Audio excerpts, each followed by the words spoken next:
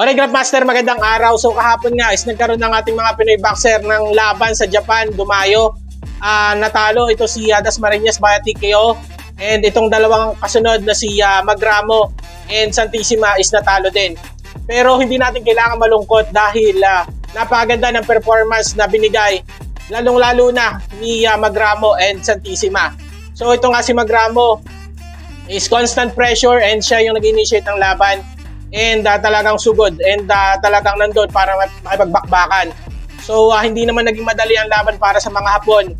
And talagang tinatamaan at nasasaktan din sila. Atrasado.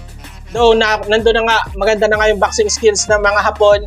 Gumagamit ng jabs, depensa, and movement. Pero hindi naman ibig sabihin is talaga sila nananalo.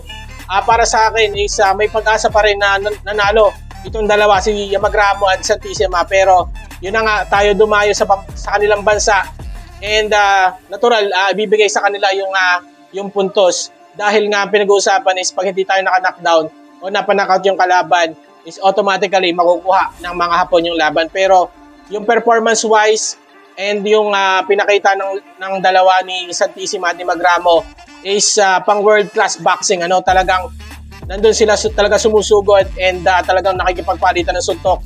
And nandun, pinakita nila yung tibay ng panga at katawan nila. Pero yun they came out short and that's okay. Pero nandun, binigay nila yung performance na kailangan talaga. And ito si Santissima, lalong-lalo na napakaganda na yung pinakita niya. Ganun din siya sumusugod, siya nagbibigay o nag-initiate ng laban. And talagang nasasaktan din yung kalaban ng isang boksingerong Hapon. And yun na nga, natalo din pero wala tayong magagawa dyan. Pero hindi natin kailangan maging malungkot, kailangan nating maging masaya dahil yung performance na binigay ng ating dalawang boksingerong yan, Santissima, yung Magramo, is napakataas na level. Nagpakita sila ng tibay ng katawan and yung tapang at nandun na rin yung diskarte. Pero ano ba yung nagkulang sa nangyaring or naganap nilang laban kaya sila natalo?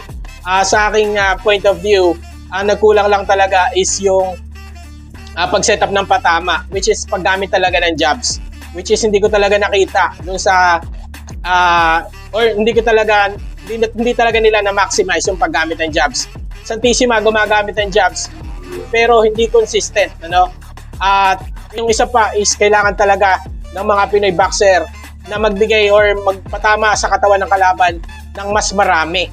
Okay, so gumagamit naman ang ating mga Pinoy boxer ng patama sa katawan kontra kalaban, pero hindi rin consistent.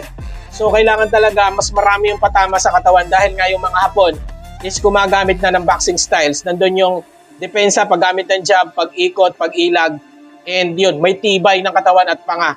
So gumagamit talaga sila ng boxing skills. So mas maganda siguro kung ang gamitin ng ating mga Pinoy boxer is jabs para i-set up yung mga suntok nila, or kung hindi talaga magawa is yung body punches. So the more na gawin nila na patamaan sa katawan yung mga kalaban nilang mga Hapon or kahit sino man, is the more may chance sila may open yung patama sa mukha.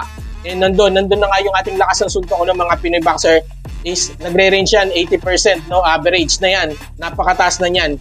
And kailangan talaga makapatama ng solid. And talaga namang tumatama pag tumama yung suntok ng mga Pinoy, lalo na doon sa laban ni Santissima, is talagang natitigilan yung kalaban, talagang nararamdaman yung sakit.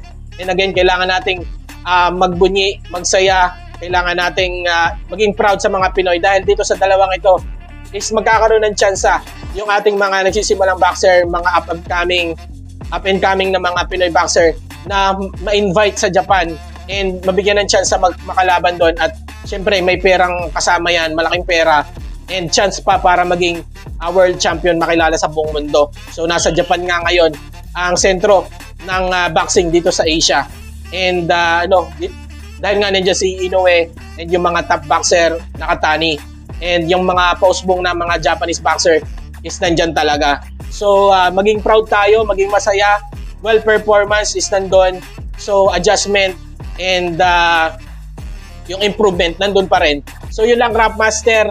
Again, I'm happy for the performance that was made by Magramo and Santissima. Yun lang, and maraming salamat.